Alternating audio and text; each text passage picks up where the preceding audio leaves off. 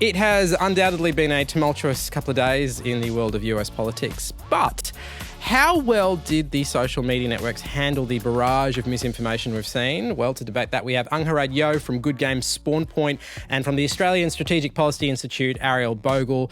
So exactly how did the Twitters, the Facebooks, how did they handle the misinformation? Don't we all think that they've kind of let it go on for so long that it's a bit too little too late? I mean, we did see a whole flood of Trump's recent tweets get flagged with that misinformation and hidden. But at the same time, how long have they been letting him say whatever he wants completely unchecked, that people have gotten used to that messaging from him and gotten used to the idea that it is something real, that now that late in the game they're slapping these kind of silences on him, people are going, oh, you're censoring him and what he's saying is true and you're just trying to hide that now. So I don't know. I think they've done better than they have in the past, but too little too late. How do you think the major social media companies handled the weekend, Ariel?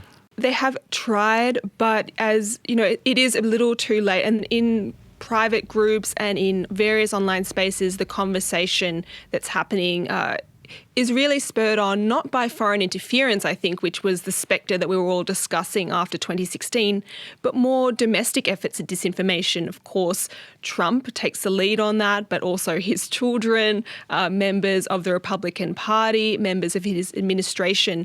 And it's really hard, I think, for any of these platforms to figure out how to put their sort of finger in the spoke there and cut off that ecosystem. How different will a Biden presidency be for Silicon Valley? It's definitely a wait and see, but, you know, Harris is from that San Francisco Bay Area and has lots of good ties and connections and relationships with big tech. Big tech was one of, you know, the really big donators to her campaign, and it seems like the relationships are really good there. So I think a lot of people are very hopeful that she's kind of going to be a champion for them. But at the same time, you know, people are saying she used to be a prosecutor. She's not going to go easy on them, and she was involved in the 2018 kind of grilling of Facebook over Cambridge Analytica. So fingers crossed she's not just going to go easy and let them, you know, run free. She kind of has said that there needs to be regulation in that space.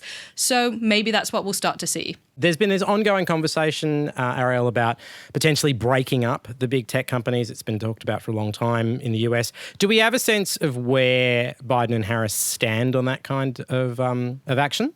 Yeah, their rhetoric has not obviously been as strong as those that have really come out against big tech and in favour of breaking up what they call monopolies, Google and Facebook especially, and that's Elizabeth Warren, Bernie Sanders, those people that also ran for Democratic candidacy for the presidency. The Biden team released some of their, not their administration, but people that are helping them transition into the White House. And it was stacked with big tech. It was so interesting. There were representatives from Uber, Airbnb, Amazon. And I think for a lot of people who have been critics of big tech, that was somewhat dismaying. They thought that potentially it meant that Biden and Harris perhaps too close to big tech. But on the other hand, there has been really strong rhetoric from members of their team against Facebook specifically. Bill Russo, who's a member of Biden's team, went on a huge Twitter rant really against Facebook, accusing it of being, you know, slow to correct misinformation, for allowing all these allegations of voter fraud, completely baseless, to have been, you know, to sort of foment. So Facebook certainly doesn't seem to have a friend in the Biden campaign, but on the other hand, all those other big tech companies have a big showing in this transition team. Angharad, what about TikTok? I mean, we've talked ad nauseum about the complex relationship between Trump and TikTok. Do we have a sense of what a new administration means for them? I think that Trump kind of had a bit of a personal vendetta against TikTok. It very much fit into his sort of anti-China view that he was pushing. I don't know of anything that we've heard specifically from Biden and Harris on TikTok specifically yet, but I do kind of get the feeling that maybe they're not going to be as dogged and focused on deplatforming TikTok and getting it out of the US as Trump was. All right. Any other key things to come out of the US election that you think people should be paying more attention to, Ariel? Well, there was an interesting part of the Biden-Harris platform too. They want to specifically look at the relationship between the harassment of women online, white supremacy, and violence. So that's really starting to acknowledge that all those sort of factors tie into the kind of activity we've seen from alt-right actors, for example, in the United States. So it's quite an interesting and pretty unprecedented platform, and I'm very intrigued to see how that plays out.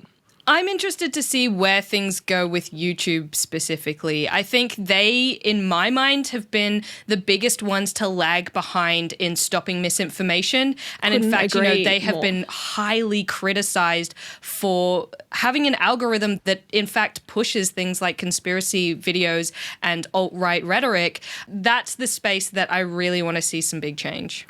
I want to echo that too. I think they told the public the least about what their policies would be going into the election. There's all kinds of mess going on there. Steve Bannon, for example, has a podcast that he streams live on YouTube as well.